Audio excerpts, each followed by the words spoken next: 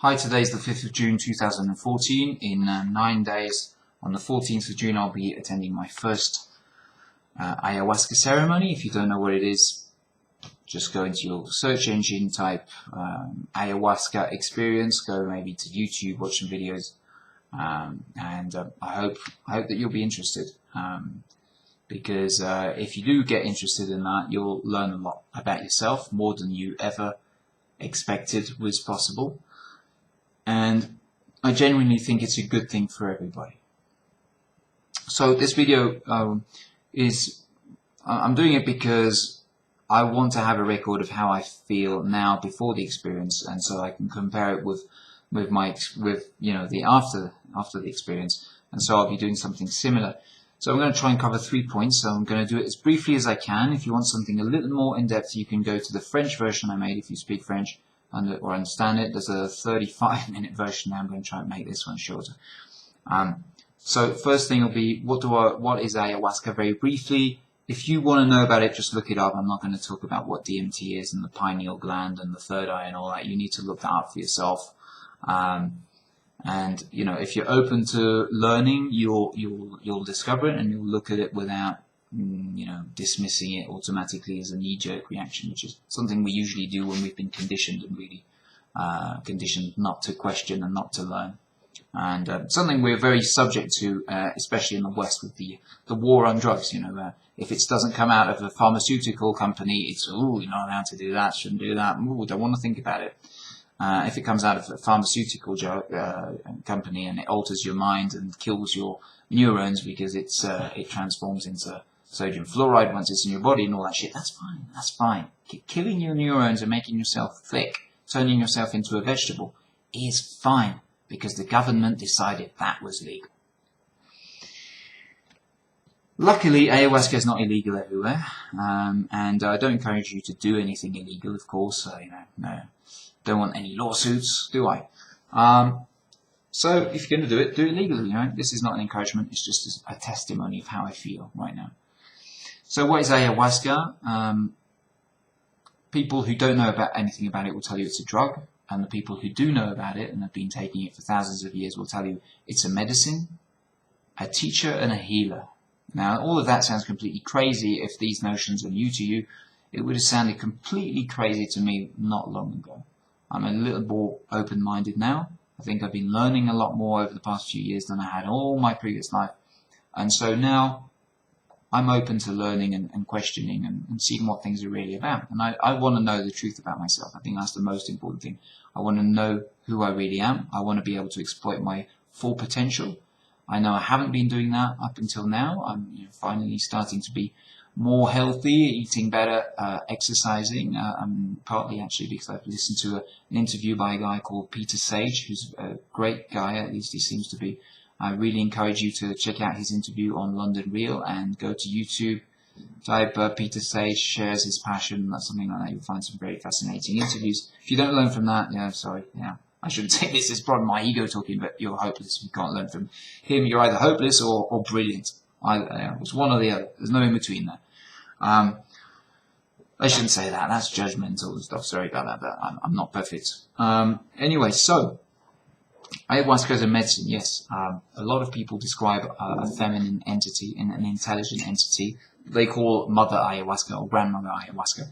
And that person or that entity shows you who you really are. You might go to it and know, oh, that's a massive amount of knowledge. I want to learn. I've got this list of questions to ask this this entity that some people might call God or whatever. I don't feel the need for that. I consider myself pretty much to be an atheist. Don't see much need for the concept of God. But that entity is going to say, look. First of all, you're going to have to go with the flow here, right? So don't try and resist it. Don't try and control it. I'm in charge, and I'm going to show you what your real problems are. So stop all the crap. And I'm going to show you where your real problems are. And then the more issues you have, the more you get dragged into something that's going to be pretty hard.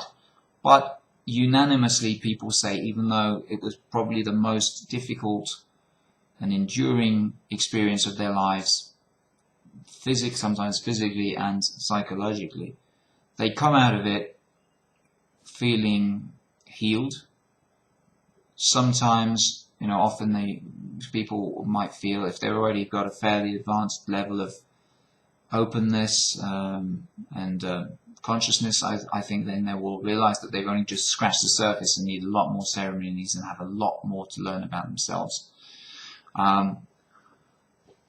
But everybody is unanimous. It might have been the most difficult experience. It was also the best and the most beneficial, the most healing, and the most enlightening by very, very far. Now, there are lots of ways to achieve this altered state of consciousness. You don't have to do it through plants that contain this DMT, which is something that your brain naturally releases. Okay, if you think of it as a drug and something that only druggies would do, then really you're just very, very ignorant of how your body works, because without this you wouldn't dream, and they say that without dreams you'd die. So it certainly seems that DMT is an essential part of who we are and maybe essential to life, right? So don't just dismiss it as some chemical, artificial thing. It's not artificial. It's present in plants. It's present in animals, and it's released by the pineal gland. I said I wouldn't talk about that. Just look it up. This thing is quite amazing. The pineal gland is really quite something. And okay, so it's a teacher and it's a medicine. All right. It can now. What does science say about this? Yes, it has been studied. If you want to know more about that, then I haven't got it yet, but I've watched a documentary. You can find it on YouTube. It's called The Spirit Molecule. It's based on a book of the same title by a doctor called Rick Strassman, who's an American who worked for one of the biggest American universities.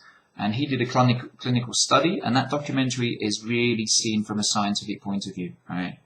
And in fact, almost all the people that talk in there are scientists, you know, doctors of some kind, psychologists, chemists, you name it. And they all say the same thing. It's quite interesting, and that's fascinating. So if you're skeptical and you're a scientist, then the spirit molecule really is for you. You know, if you think all the rest is just mumbo jumbo, then that's going to convince you're a bit of a twat. Sorry, I shouldn't say that, should I? And anyway, so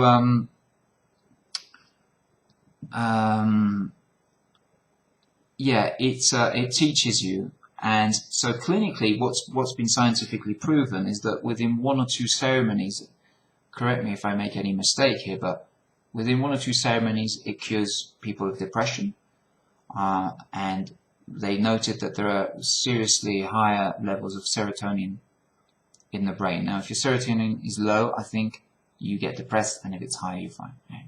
So it cures depression. Like, there are people that have taken ayahuasca or DMT that have had chronic depression all their lives, you know, and been absolutely miserable. And they take this, and within 1 or 2 goes, what the chemicals from the pharmaceutical companies couldn't do in a whole lifetime, here they're cured for life on just 1 or 2 sessions. Okay. Another thing that it does, and that's scientifically proven, I think, is that it cures of addictions. Now, whether you're on alcohol or heroin or whatever it is, maybe you're addicted to Coca-Cola or sex, well, this thing cures addictions. And we're probably addicted to a lot more things than we realize. You know, maybe you're addicted to scratching your head like this, or you know, I don't know, going like that. We can be addicted to lots of things without even realizing them, you know. And maybe I'm addicted to, you know, doing things I shouldn't. Maybe I'm addicted to finding obstacles for myself to prevent myself from doing things. Okay? This apparently just cures you of them. Now, you've got to be clean, okay? If you're on antidepressants, don't go to ayahuasca. You need to get clean. You need to get off all of your meds, right? And there is, do your research, right? Don't just go and get some ayahuasca on the internet and take it. No. Go and do your research, right? You need a special diet. You need to be fit. You need a spare pair of clothes. It's just a little quick tangent there, because yes, you probably will poo your pants. You need to go off any chemicals, any antidepressants. You go off them at least 6 weeks before the ceremony, right? And if you're really clean and you go into that, then it apparently will cure your depression. Now, I did a test on Dan Pena's website. Dan Pena is called danpena.com. And there's a test on there that I think is from Harvard or something like that, which tests your fear of success, your fear of failure, your optimism and all that. And I was off the charts, but not in a good way. They said, seek help. And they said, you're probably victim of self-sabotaging. I was a bit shocked by those results. I was like, yeah, I really do need some help. And I'm kind of hoping that ayahuasca will provide some of that help. So what am I expecting? I'm hoping that ayahuasca will free me of the lies I have about myself, which inevitably lead to lies about others. I hope it will help me to be a better person, to be less judgmental, to maybe be able to show love more, to be less afraid of loving, to maybe, be able to tell loved ones that I love them without, being afraid of that or wanting to cry, feeling bad or something. I hope that it will help me get rid of guilt. I have, I've had a regular feeling of guilt in my stomach, that feeling, waves of guilt that go through your stomach. I've had that. I've been having it a lot less since I've been running and being healthy and feeling a lot more positive. But I still have it a bit, and I would like to get rid of that because I think it's doing me harm. I want to be able to get rid of the obstacles that are between me and my full potential. I know that I've got an incredible potential just as anybody else has. It doesn't matter that you're sweeping the floors or that you're the CEO of a major company. You probably have no idea what your potential is. And I believe that we all have tremendous potential. And I feel that I'm just a shadow of who I should be or who I could be. And I don't want to be that shadow anymore. Right? So I'm hoping for a little bit of help there. And what do I think it's going to be like? Well, I know that whatever I expect is probably going to be completely different because, until you've experienced ayahuasca, everybody agrees it's not going to be what you think it is. And I think it's going to be a lot more painful than I think it will be or than I hope it will be.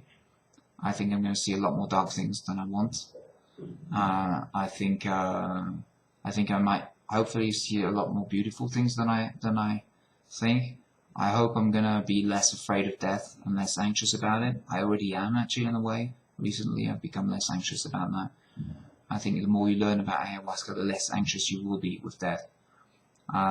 Because it is, pretty much a near-death experience. Some people say it's actually a death experience it's the closest you can get to dying without your physical body dying.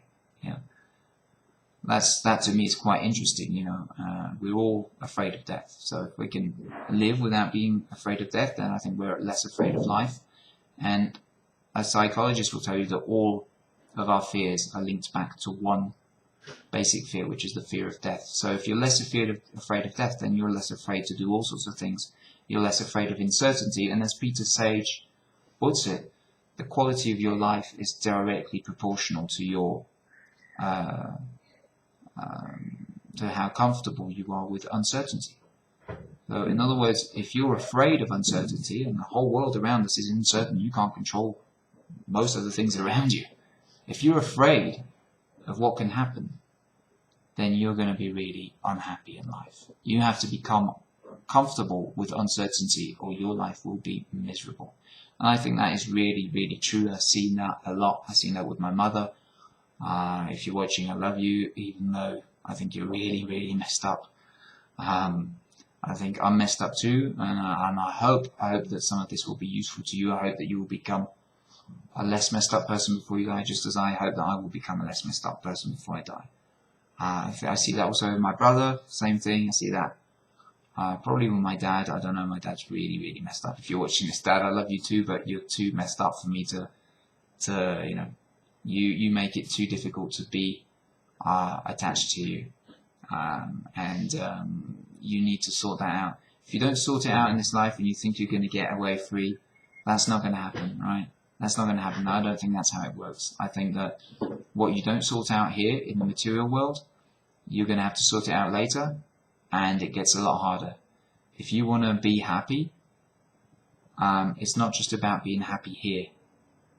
You need to sort out things before you die.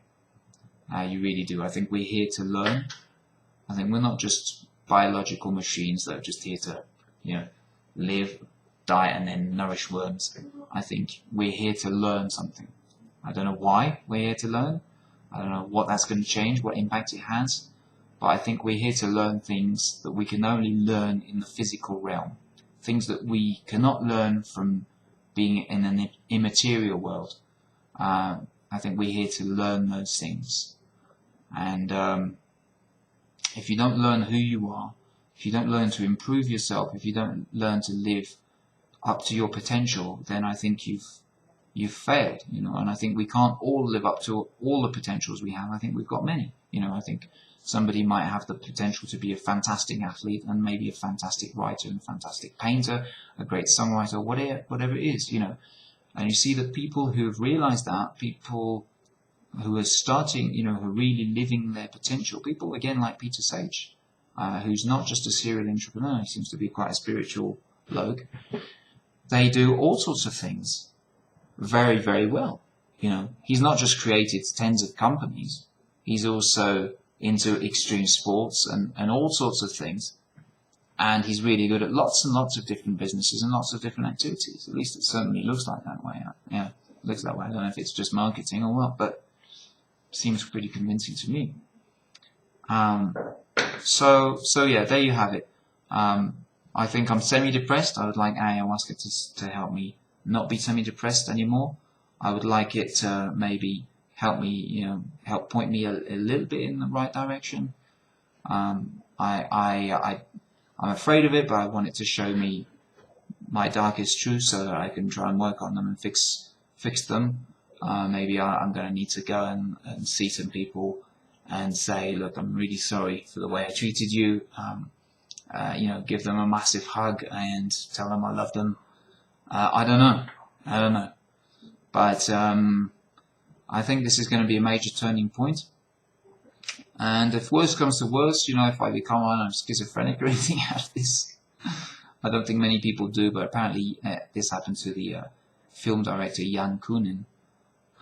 He said he went schizophrenic after many ceremonies. He went schizophrenic for a week and had to go to some more to get fixed. So, if I do go nuts, send me back.